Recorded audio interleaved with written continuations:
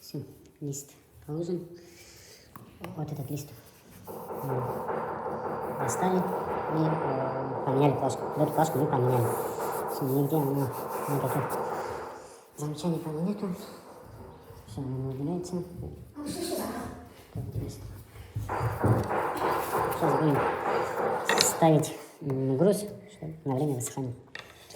Так, чтобы давление было именно на этот лист, сверху прикладываем одну плашку. Паркет у нас от компании Косик.